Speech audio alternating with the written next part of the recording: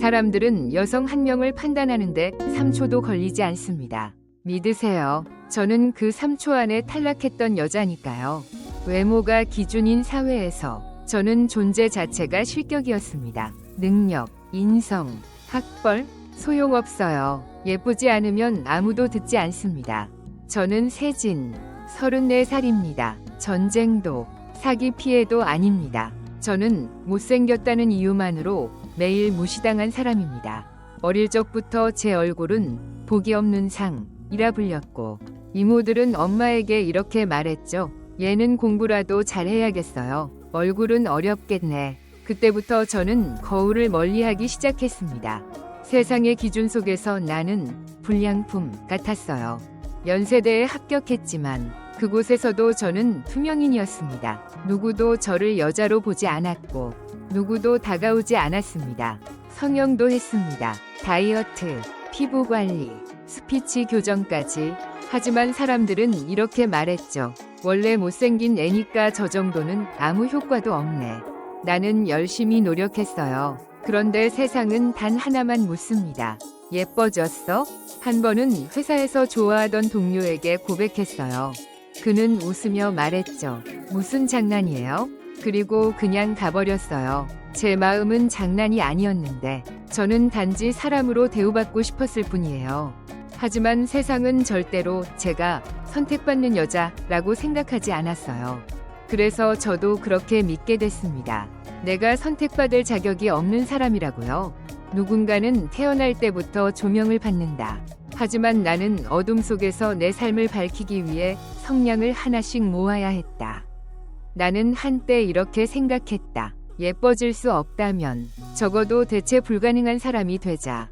대학교 1학년 때 다른 여학생들은 데이트 신청을 받고 카페에서 수다를 떨고 정문 앞에서 고백을 받았다. 하지만 나는 도서관 야간 근무를 마치고 묵묵히 기숙사로 걸어갔다. 알바를 하고 외국어를 배우고 야간 수업까지 신청했다. 왜냐하면 내가 멈추면 아무도 내가 여기 있었다는 걸 기억하지 않을 거니까. 졸업할 때쯤 나는 한국 대기업이 아닌 외국계 기업에만 이력서를 냈다. 외모보다 실력을 본다는 희망이 있었기 때문이다. 20곳 넘게 지원했고 그중 절반은 탈락. 그러다 어느 날 세계적인 IT 기업의 한국 지사에서 연락이 왔다. 면접 준비를 마치며 스스로에게 말했다. 이건 내 인생의 마지막 기회일지도 몰라. 자격증을 다 출력하고 한국어, 영어 면접 질문을 반복해서 연습했다. 무난한 회색 정장을 입었다. 튀진 않지만 단정했다. 나는 예쁘지 않기에 정가람 이내 무기였다. 면접장에 들어섰을 때 면접관들이 내 얼굴을 한 박자 더 오래 바라보는 게 느껴졌다. 하지만 이상하게도 두렵지 않았다. 나는 모든 걸 내려놓은 사람의 눈으로 그들을 마주봤다. 전 예쁘진 않지만 절대 포기하지 않는 사람입니다. 자기소개 첫마디였다. 그리고 나는 합격했다. 출근 첫날 회사 건물 앞 유리창에 비친 내 모습. 가슴 속에서 눈물이 났다. 아무도 몰랐지만 나는 누구보다 먼 길을 걸어왔던 것이다. 처음 맡은 일은 프로젝트 분석 어시스턴트. 오전 9시부터 상사가 퇴근할 때까지 남아 있어야 했다. 다른 여직원들은 밝은 피부, 부드러운 말투, 매끄러운 외모. 나는 2배로 일해야 겨우 일 잘한다는 인정을 받았다. 호감형이라는 말은 내게 존재하지 않았다. 회의에서 내가 낸 아이디어는 무시됐고 예쁜 동료가 똑같은 말을 반복하면 박수와 고개 끄덕임이 쏟아졌다. 어느 날 내가 준비한 캠페인 제안서를 본 팀장은 이렇게 말했다. 고마워요. 그런데 이건 은주 씨가 발표하는 게 좋겠네요. 은주는 전직 모델 출신이었다. 나는 질투하지 않았다. 대신 이를 악물었다. 모든 걸 기록했고 팀장급 보고서 작성법을 독학했다. 아무도 맡으려 하지 않는 출장도 자원했다. 조금씩 나는 위기 때마다 호출되는 사람이 됐다. 아무도 나를 좋아하진 않았지만 모두가 필요로 하는 사람이 됐다. 하지만 직장도 전쟁터다. 회식 자리는 술판. 나만 챙겨줄 사람이 없어. 나만 계속 마셔야 했다. 한 번은 너무 취해 역 앞에서 토했다. 팀장은 보고도 웃으며 말했다. 쟤는 술은 참 잘 마신다. 웃음이 나왔지만 속은 찢어졌다. 인정받은 첫 순간이 술 잘 마신다는 말이라니. 몇 달 뒤 나는 팀 리더로 승진했다. 누가 추천해서가 아니라 다른 사람들이 책임지기 싫어해서였다. 그러던 어느 날 메일함에 새로운 알림이 떴다. 이번 주 목요일 신규 파트너 미팅 A 프로젝트 자료 준비 바람. 무심코 넘겼다. 하지만 목요일 아침 회의실 문이 열리자 공기가 멈췄다. 그는 들어왔다. 키 크고 잘생기고 슈트가 완벽하게 맞는 남자. 날카롭고 당당한 눈빛. 강주원 대표. 여직원들이 숨을 삼켰다. 거울을 확인하듯 머리를 정리하고 더 활짝 웃었다. 나는 자료집을 들고 무표정하게 서 있었다. 그의 시선이 내게 멈췄다. 딱 1초. 나는 익숙했다. 그건 호감의 눈빛이 아니었다. 분류하는 눈빛. 나는 고개를 숙였다. 회의는 잘 끝났다. 나는 재무보고서를 발표했다. 떨리지 않았다. 사람들이 날 안 쳐다보면 긴장도 안 된다. 그런데 회의가 끝나고 그가 내게 다가왔다. 보고서 인상 깊었습니다. 연세대 나오셨죠? 순간 멍해졌다. 드라마에서나 나올 것 같은 남자가 내 학교를 기억하고 인상 깊다고 했다. 웃으며 고개만 끄덕이고 얼른 자리를 떴다. 예의 바른 거겠지. 착각하지 마. 하지만 그게 시작이었다. 이메일로 따로 감사 인사를 보내오고 프로젝트 얘기 더 나누자며 점심을 제안했다. 처음엔 거절했다. 그런데 결국 나는 응했다. 작은 이탈리아 식당. 나는 하얀 셔츠를 입었다. 안전하고 눈에 띄지 않는 옷. 그는 여전히 완벽했다. 그 앞에서 나는 고장난 드래프트 같았다. 업무 얘기, 학교 얘기, 학창시절 이야기. 그는 웃고 질문하고 나를 오래 바라봤다. 나는 그 눈빛을 받을 자격이 없다고 느끼는데 가슴은 자꾸 믿고 싶어 한다. 식사가 끝나갈 즈음 그가 말했다. 세진 씨, 생각보다 훨씬 흥미로운 분이네요. 겉모습보다 훨씬요. 그날 밤 잠을 못 잤다. 희망 때문이 아니라 또 믿고 무너질까 두려워서. 그렇게 하나의 시선, 하나의 칭찬, 이름 없는 약속 하나. 그게 모든 것의 시작이었다. 그게 내가 평생 꿈꿔온 사랑이었는지 아니면 인생에서 가장 치명적인 함정이었는지는 그 누구도 몰랐다. 그때의 나조차도 모든 문이 당신이 두드릴 때 열리는 건 아니다. 어떤 문은 당신이 가장 약해졌을 때 스스로 열린다. 그리고 어떤 사람은 바람처럼 가볍게 다가오지만 평생의 파장을 남긴다. 타인의 그림자에 숨어 지내던 내가 누군가의 시선을 받게 되다니 그건 상상조차 하지 못한 일이었다. 나는 여전히 세진이다. 군중 속을 지나가도 아무도 돌아보지 않는 여자. 하지만 강주원이 나타난 뒤 내 무채색 일상이 조금씩 흔들리기 시작했다. 시끄럽지도 화려하지도 않았다. 그저 조용한 눈빛, 예상하지 못한 타이밍의 등장, 소리 없는 배려, 가볍지만 무시할 수 없는 존재감. 나는 그 감정을 뭐라 이름 붙일 수 없었다. 다만 매일 아침 거울 앞에 서는 시간이 길어졌고 입술에 연한 색을 얻는 자신을 발견했다. 단 한 번도 누군가의 선택지에 들어본 적 없는 내가 처음으로 보이고 싶은 마음을 알게 됐다. 우리는 자주 마주쳤다. 늘 업무라는 명목 하에. 하지만 점점 보고서보다 그의 눈빛이 더 기억에 남았다.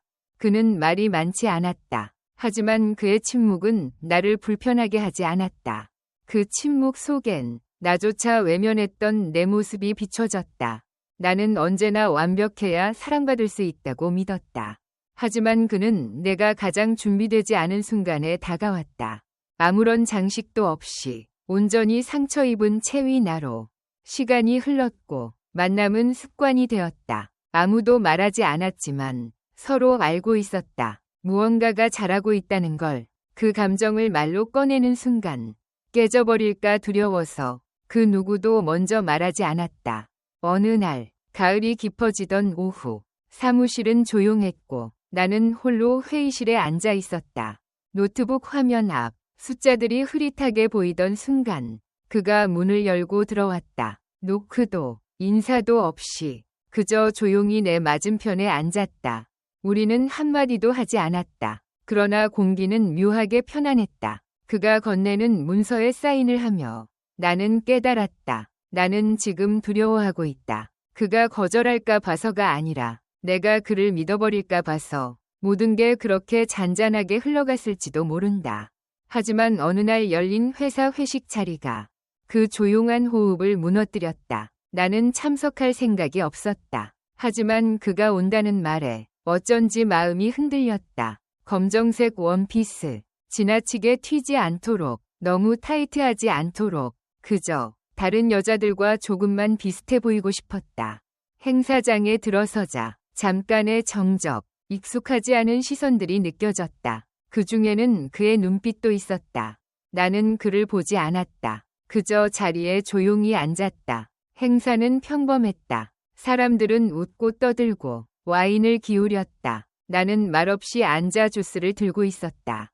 그리고 갑작스러운 일이 벌어졌다. 젊고 예쁜 후배 여직원이 사람들 앞에서 그에게 공개적으로 고백한 것이다. 강 이사님, 좋아해요. 갑자기 말씀드려서 죄송하지만 그냥 마음이 그래요. 정적. 사람들의 눈이 그를, 그리고 곧 나를 향했다. 나는 아무 말도 하지 않았다. 그저 손에 들린 잔이 미지근해진 것도 모른 채 앉아 있었다. 그 순간 가장 아팠던 건 그녀도 아니고 그도 아니었다. 바로 나 자신이었다. 나는 감히 희망했다. 그리고 그 대가로 그 자리에 홀로 남겨졌다. 행사를 빠져나왔다. 뒤쫓아오는 사람도 불러세우는 사람도 없었다. 길을 걷고 또 걸었다. 밤바람이 피부를 때렸지만 가장 차가운 건 마음이었다. 나는 다시 선택받지 못했구나. 집에 도착해도 잠이 오지 않았다. 하루 종일 그의 메시지가 오기만을 기다렸다.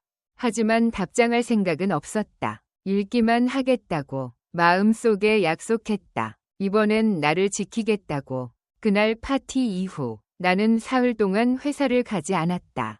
건강상의 이유로 짧은 휴가를 냈지만 사실 나는 아프지 않았다. 단지 한 발짝도 내디딜 힘이 없었다. 그의 눈길 하나가 나를 산산조각 낼 수 있을 것 같았기 때문이다. 그 사흘 동안 나는 마치 기억의 건물에서 떨어져 나온 사람처럼 살았다.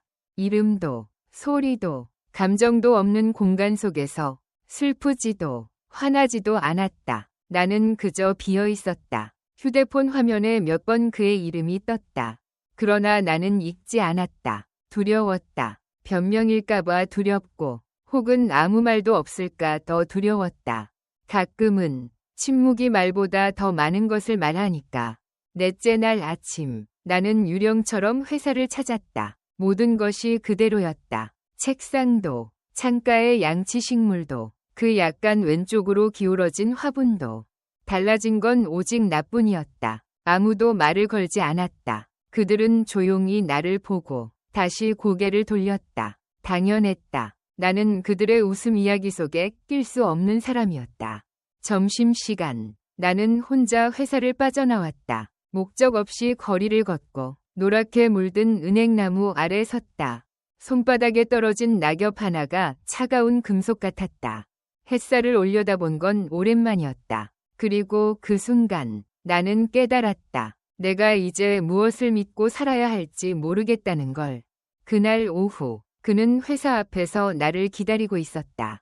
코트도 없이 비서도 없이 그냥 맨손으로 서 있었고 우리가 처음 만났던 회의실에서처럼 고요한 눈빛을 하고 있었다. 나는 그를 지나쳤다. 아무 말도 하지 않았다. 그도 나를 붙잡지 않았다. 하지만 나는 느꼈다. 그가 끝까지 나를 바라보고 있다는 것을. 몇 분 뒤 메시지가 왔다. 너에게 선택을 강요하고 싶지 않아. 하지만 언젠가 진실이 필요해지면 이곳으로 와줘. 주소가 함께 적혀 있었다. 서울이 아닌 북쪽 깊은 산속에 있는 이름 모를 병원 서령 클리닉이라는 곳이었다. 나는 답하지 않았다. 하지만 그날 밤 잠들지 못했다. 주소를 검색했다. 리뷰도 웹사이트도 없는 병원. 아무도 알지 못하는 공간. 직감이 속삭였다. 거기에 내가 모르는 모든 답이 있다고. 이틀 후 나는 그곳으로 향했다. 누구에게도 알리지 않았다. 그저 책상 위에 메모 한 장만 남겼다. 3일 안에 내가 돌아오지 않으면 경찰에 신고해주세요. 세진. 버스는 안개 낀 언덕을 넘어갔다. 창밖은 회색빛. 사람들은 말이 없었다. 음악도 없었다. 그 여정은 한겨울보다 더 차가웠다. 도착했을 땐 이미 해가 저물고 있었다. 병원은 숲속의 작은 저택 같았고 안에서 새어나오는 불빛은 따뜻하기보단 불길했다. 문은 자동으로 열렸지만 안에는 아무도 없었다. 간호사도 접수원도 오직 기계의 소음만이 허공을 메웠다. 나는 복도를 따라 천천히 걸었다. 불빛은 점점 어두워졌다. 그리고 그가 서 있었다. 복도 끝 희미한 불빛 아래 반쯤 열린 문 앞에서. 놀라지 않았다. 웃지도 않았다. 그의 눈은 담담했고 너무나 진실했다. 우리는 아무 말도 없이 마주섰다. 마치 다른 세계에서 온 두 사람이 처음 만난 것처럼. 잠시 후 그가 입을 열었다. 느리고 낮고 조용한 목소리로 영원히 숨기고 싶었어. 하지만 넌 진실을 알 자격이 있어. 그는 오른쪽 문을 밀었다. 그 방은 얼음 같았다. 새하얀 벽과 차가운 금속, 검사실 특유의 소독약 냄새가 코를 찔렀다. 중앙의 스테인리스 테이블 위엔 나의 이름이 적힌 두꺼운 서류철이 있었다. 나는 떨리는 손으로 열었다. 혈액 검사 결과, 유전자 분석, 조혈모세포 분석, 모든 것이 있었다. 그들은 나를 한 사람으로 대하지 않았다. 나는 이식 가능 대상자일 뿐이었다. 그는 말없이 뒤에 서 있었다. 나는 고개를 돌려 그를 바라봤다. 눈이 흐려졌다. 언제부터야? 아버지가 너를 처음 검진한 그때부터. 처음엔 몰랐어. 하지만 점점 널 놓을 수 없었어. 무엇을 멈출 수 없었는데 널 사람으로 보지 않는 걸. 그는 고백했다. 자신은 희귀 혈액질환을 앓고 있고 유일한 치료 방법은 특정 조건을 만족하는 타인의 조혈모세포 이식뿐이라고.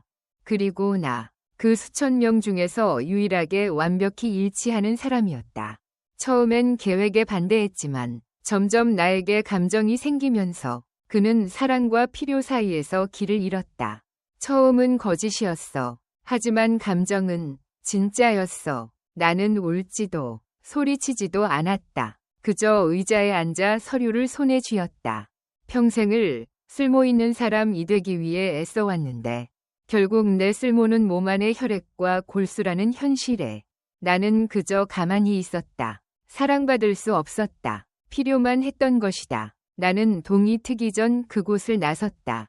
그는 나를 붙잡지 않았다. 우리는 포옹도 작별 인사도 나누지 않았다. 오직 희미한 복도 불빛만이 내 그림자를 등 뒤로 길게 늘어뜨렸다. 서울로 돌아가는 버스 안. 나는 생각하지 않았다. 아무것도. 그냥 졸았다. 꿈속에서 나는 눈 덮인 들판에 홀로 서 있었다. 맨손으로. 누구도 곁에 없었다. 바람이 불었다. 계속 불었다. 그리고 나는 그 자리에 멈춰 서 있었다. 나는 한때 사랑하는 사람이 나를 떠나는 것이 최악의 배신이라고 생각했다. 하지만 아니었다. 사랑하는 척하며 내 안을 천천히 파괴해가는 것. 그게 진짜 지옥이었다. 병원에서 눈을 떴을 때 나는 더 이상 내가 아니었다. 감정이란 감정은 다 무너졌고 몸은 살아있지만 영혼은 구겨진 종이처럼 찢겨 있었다. 의사는 몸에는 이상이 없다고 했지만 내 정신은 이미 회복 불가능했다. 부모님과 오빠는 나를 지키듯 옆을 떠나지 않았다. 어머니는 내 옆에서 조용히 울었고 나는 그 눈물을 보며 더 이상 울 수조차 없었다. 나는 믿었다. 사랑했고 그 사랑 때문에 방심했다. 그래서 모든 걸 잃을 뻔했다. 그날 밤 나는 떨리는 손으로 휴대폰을 들었다. 거기엔 내가 녹음해둔 지옥 같은 대화가 담겨 있었다. 그의 목소리, 그의 부모의 음성, 피를 흡수하려는 듯한 냉정한 말들. 나는 다시는 울지 않겠다고 다짐했다. 눈물이 아까웠다. 그들을 위해 흘릴 감정은 이제 하나도 남아있지 않았다. 나는 증거를 모았다. 녹음, 영상, 혈액 검사 결과, 위료 기록, 모든 걸 모아 2명의 변호사를 고용했다. 형사 전문과 의료 전문. 나는 절대 그들을 그냥 놔두지 않을 거였다. 아버지는 조용히 말했다. 소송은 양날의 칼이야. 그들은 돈도 권력도 있어. 네가 이기더라도 많이 잃게 될 거야. 나는 고개를 들고 말했다. 아버지, 그날 내가 깨어나지 않았다면 저는 이미 없었을 거예요. 그 말에 아버지는 고개를 끄덕였다. 나는 회사를 그만뒀다. 사람들의 시선이 너무 날카로웠다. 불쌍하다는 동정, 멍청하다는 조롱. 나는 피해자가 아니라 생존자였다. 더 이상 눈물로 나를 설명하지 않기로 했다. 그는 법정에 섰다. 울며 말했다. 사랑했어요. 오해해요. 제 아버지가 죽어가서 그랬던 거예요. 거짓말이었다. 내 머릿속엔 그가 했던 말, 그의 눈빛, 그의 거짓된 손길이 떠올랐다. 모든 게 시나리오였고 나는 배우도 모르는 채 무대에 서 있었던 것이다. 그의 어머니는 법정에서 날 노려보며 속삭였다. 이겨도 넌 끝이야. 넌 후회할 거야. 나는 처음으로 미소 지었다. 당신, 사람을 잘못 봤어요. 인터넷에는 내 이야기가 퍼지기 시작했다. 누가 유출했는지는 모른다. 전 동료일 수도 있고 병원 직원일 수도 있다. 댓글이 쏟아졌다. 정말 피해자 맞아? 돈 때문에 결혼했겠지. 어떻게 저렇게 속지? 나는 댓글을 읽고 웃었다. 미쳤다는 듯이. 죽을 뻔한 나를 보고도 누군가는 내 탓을 했다. 나는 세상이 더 무서웠다. SNS를 지우고 모든 연락을 끊었다. 오직 작은 노트 하나만 남겼다. 그 안엔 악몽, 불안, 두려움, 내 안에 있던 공포의 이름들이 있었다. 하지만 나는 살아있었다. 그리고 싸우기로 했다. 최종 재판날, 나는 검은 원피스를 입었다. 화장도, 향수도 없었다. 아름답지 않아도 괜찮았다. 강하면 됐다. 재판장에서 나는 침착하게 말했다. 피고인은 저를 계획적으로 속였습니다. 진심인 척 다가와 방심하게 만들었고 저의 동의 없이 의료행위를 강행했습니다. 그의 변호사는 정신질환을 주장했다. 감정조절 장애로 통제불능 상태였다는 것이다. 나는 웃음을 터뜨렸다. 계획적으로 사람을 속이고 피를 뽑고 결혼까지 조작한 사람이 정신질환이라뇨? 그건 병이 아니라 악마입니다. 결과는 기대에 미치지 못했다. 그는 돈이 있었고 최고의 변호사도 있었다. 벌금과 면허정지 몇 개월로 끝났다. 나는 참았다. 이게 끝이 아니라는 걸 알았으니까. 나는 내 이야기를 쓰기 시작했다. 여성단체, 기자, 법률기관에 보냈다. 이름도 밝히지 않고 얼굴도 드러내지 않았다. 단 하나의 이유. 또 다른 누군가가 나처럼 되지 않기를 바랐기 때문이다. 나는 그를 사랑했던 여인이다. 이제는 그런 악마들로부터 누군가를 지키고 싶은 여인이 되었다. 거울 앞에 섰다. 그곳에 있는 나는 더 이상 순진하지도 분노에 찬 것도 아니었다. 그저 조용히 단단해진 눈빛만이 남아있었다. 그리고 나는 알았다. 이제 새로운 이야기가 시작될 차례라는 것을. 모든 것이 끝난 줄 알았다. 판결이 내려지고 나는 정의를 바로잡았다고 믿었다. 하지만 그건 진실의 표면에 불과했다. 내가 파헤친 건 빙산의 일각일 뿐. 그 남자, 한때는 내 남편이었던 사람, 그 뒤에는 더 냉혹하고 더 잔인한 그림자들이 있었다. 선고 이후 나는 익명의 편지를 받았다. 삐뚤빼뚤한 글씨, 떨리는 손으로 쓴 듯한 문장. 종이 위엔 단 한 줄만이 적혀 있었다. 이게 끝이라고 생각했다면 넌 너무 순진해. 광일병원 기록실 417호로 가봐. 너 자신에 대해 아직 아무것도 모르잖아. 망설였다. 모든 것을 묻고 새 삶을 시작할까 했지만 그 문장이 머리에서 떠나질 않았다. 결국 나는 그 병원을 찾았다. 두려움 때문이기도 하고 무엇보다도 진실을 알고 싶었다. 나는 도대체 누구였고 왜 그들이 나를 선택한 걸까? 광일병원 구관 지하 깊숙한 곳. 이미 폐쇄된 구역에 있는 417호 기록실. 나는 안내도 없이 그곳에 숨어들었다. 곰팡이 냄새와 소독약 냄새가 뒤섞인 그곳.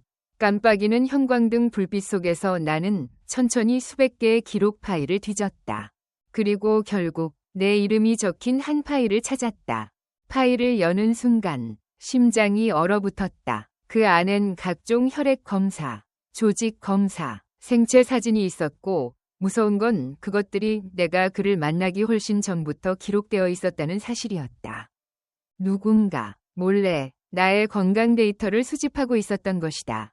충격에 주저앉은 순간 한 장의 사진이 떨어졌다. 대학 시절의 내 사진, 몰래 찍힌 듯한 그것, 그리고 또 한 장, 병원 침대에 앉아있는 엄마의 사진. 창백한 얼굴로 누군가에게 간절히 호소하는 듯한 눈빛이었다. 온몸에 소름이 돋았다. 이건 단순한 사기 결혼이 아니었다. 그 남자와 그 가족은 단지 꼭두각시에 불과했던 것이다. 이것은 광범위한 생체 정보 수집 네트워크였다. 조직적으로, 체계적으로, 오랜 시간에 걸쳐. 그리고 나는 그들에겐 단지 한 명이 실험 샘플이었을 뿐. 그 순간부터 나는 피해자가 아니라 증인이 되었다. 나는 결심했다. 이제는 단순히 나 자신만을 위한 싸움이 아니다. 이 조직적인 범죄의 실체를 세상에 알리기 위한 싸움이었다. 더 이상 아무것도 믿을 수 없는 세상 속에서 진실만이 내가 붙잡을 수 있는 유일한 것이었다. 나는 탐사 보도를 전문으로 하는 한 언론인을 찾아갔다. 그녀는 5년 전 한국 의료계를 뒤흔든 사건을 폭로한 적이 있다. 내가 광일병원의 이름을 말하자 그녀는 몇 초간 침묵한 뒤 물었다. 정말 이 사건 끝까지 파헤칠 생각인가요? 모든 걸 잃을 수도 있어요. 나는 대답했다. 이미 다 잃었어요. 이젠 진실만 남았어요. 그리고 전쟁이 시작되었다. 나는 더 이상 그날 욕실 문 뒤에서 떨고 있던 순진한 소녀가 아니다. 배신의 잿더미에서 일어나 사랑도 연민도 벗어던졌다. 거울 속 내 눈빛엔 더 이상 두려움이 없었다. 그저 넘칠 듯한 분노와 차가운 결심만이 남아있었다. 여기서부터가 진짜 시작이었다. 기자와 협력해 우리는 탄탄한 자료를 모았다.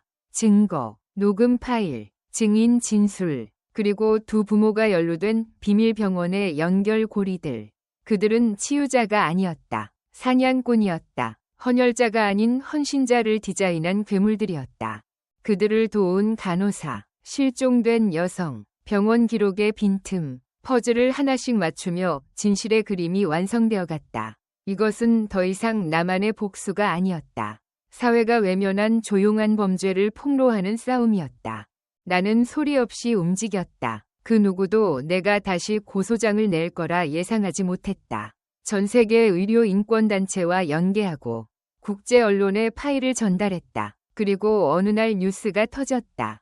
유명 의사 가문, 불법 생체 데이터 수집 및 혈청 밀매 혐의로 조사 중. 그 남자는 내게 전화를 걸었다. 37번이 부재 중 통화, 12개의 메시지. 마지막으로 남긴 음성 메시지엔 조급함이 담겨 있었다. 왜 이러는 거야? 우리 얘기 좀 하자. 이렇게까지 할 필요는 없잖아. 나는 응답하지 않았다. 대신 더 치밀하게 움직였다. 나는 신분을 위장해 그가 운영하는 비밀 실험실을 찾아가 의장 환자로 상담을 받았다. 그 자리에서 녹음을 시작했다. 그 여자는 이상적인 피를 갖고 있어요. 건강하고 유전자도 안정적이에요. 골수 이식까지 3주면 됩니다. 차가운 그의 목소리는 내 복수의 확신이 되었다. 경찰이 들이닥쳤을 때 그는 내 존재를 보곤 경악했다. 가면은 떨어졌고 남은 건 범죄자 한 명뿐이었다. 나는 어둠 속에서 조용히 그를 바라봤다. 언젠가는 이렇게 될 걸 알았기에. 법정에서 그는 말이 없었다. 부모는 방음 유리 너머에서 시선을 떨구고 있었다. 나는 모든 사람 앞에서 진실을 꺼냈다. 저는 동정받기 위해 이 자리에 선 게 아닙니다. 저와 같은 피해자들의 존엄을 되찾기 위해 나섰습니다. 사과는 필요 없습니다. 저는 정의를 원합니다. 그는 징역 15년을 선고받았고 부모는 의료법 위반으로 자격 정지 및 피해자에게 손해배상 판결을 받았다. 나는 울지 않았다. 단지 오랫동안 지고 있던 악몽을 내려놓는 기분이었다. 하지만 알고 있다. 이게 끝이 아니란 걸. 상처는 아물어도 흔적은 남는다. 그리고 때로는 어둠은 외부에서 오지 않는다. 그것은 우리가 가장 믿었던 빛 속에서 피어나는 법이다. 운명의 재판 이후 그녀는 모든 감정을 닫아버렸다고 생각했다. 한때 어둠 속에서 떨던 여자는 이제 세상 앞에 당당히 서 있었지만 그녀의 마음은 버려진 집처럼 공허했다. 그는 조용한 남자였다. 피해자를 위한 법률 상담소에서 일하며 화려하지도 않고 수려한 언변도 없었지만 그녀를 바라보는 눈빛만큼은 달랐다. 동정이 아닌 존중이었다. 처음 만났을 때 그는 재판 후 후속 법률 지원을 담당하던 직원이었다. 그녀는 거의 아무 말도 하지 않았지만 그는 명함을 건네며 말했다. 누군가가 당신의 말을 들어줄 필요가 있다면 저는 항상 여기 있을게요. 처음엔 코웃음을 쳤다. 착한 남자를 자처하는 사람은 믿지 않았다. 하지만 몇 달 후 잠 못 드는 밤이 계속되자 그녀는 그에게 전화를 걸었다. 몇 마디만 나누고 침묵이 흘렀다. 그런데도 그는 전화를 끊지 않았다. 귓가로 들리는 그의 숨소리는 차분하고 안정적이었고 이상하게도 그녀에게 안정감을 주었다. 처음 만남은 한적한 카페였다. 꽃도 선물도 오글거리는 말도 없었다. 그는 말했다. 오늘 날씨가 쌀쌀하네요. 손이 차면 테이블 밑에 두세요. 손은 닿지 않겠지만 당신이 혼자가 아니라는 걸 느낄 수 있게요. 그날 이후 그들은 조금씩 가까워졌다. 이름을 자주 부르지도 달콤한 문자를 보내지도 않았다. 대신 작은 약속들이 있었다. 그녀는 인생의 상처 조각들을 하나씩 이야기했고 그는 마치 신성한 책을 읽듯 조용히 들어주었다. 그러나 인생은 결코 순탄한 사랑을 쉽게 허락하지 않는다. 어느 날 그녀는 그를 찾기 위해 상담소를 방문했고 우연히 동료와 나누는 대화를 듣게 되었다. 여자 동료의 말이 들렸다. 넌 너무 깊이 빠졌어. 그녀는 단순한 피해자가 아니라 아직 아물지 않은 상처야. 너 동정심으로 돕는 거야? 아니면 감정이 생긴 거야? 그녀는 얼어붙었다. 동정이라는 단어는 그녀가 가장 증오하는 것이었다. 가슴을 꿰뚫는 칼날 같았다. 말없이 돌아섰고 어떠한 흔적도 남기지 않았다. 며칠 동안 그는 그녀를 찾아다녔다. 전화하고 문자 보내고 집 앞까지 찾아왔지만 그녀는 응답하지 않았다. 일주일 후 그녀는 문 앞에서 그의 자필 편지를 발견했다. 당신은 왜 제가 조용히 따라다니는지 물었죠. 저는 당신 안에서 아무도 마주하려 하지 않는 생존을 봤어요. 저는 당신을 불쌍하게 여긴 것이 아니라 존경한 겁니다. 당신이 아직 준비되지 않았다면 저는 물러날게요. 하지만 언젠가 당신이 돌아볼 때 저는 그 두려움의 반대편에서 기다릴게요. 그녀는 부엌의 희미한 불빛 아래에서 그 편지를 읽었다. 그곳은 그녀가 수없이 무너졌던 장소였다. 눈물이 흘렀다. 이번에는 아파서가 아니라 진심으로 그녀를 사람으로 봐주는 이가 있다는 사실에 그녀는 편지를 찢지 않았다. 오랜만에 처음으로 소중히 간직했다. 아직 이들의 이야기는 끝나지 않았다. 하지만 그녀의 마음속에 작은 씨앗 하나가 자라기 시작했다. 이 뜻깊은 이야기를 들어주셔서 진심으로 감사합니다. 여러분의 소중한 의견을 댓글로 남겨주세요. 매일 밤 이야기 하나 채널을 구독하시면 삶 속에 더 많은 의미와 따뜻한 이야기들을 만나실 수 있습니다.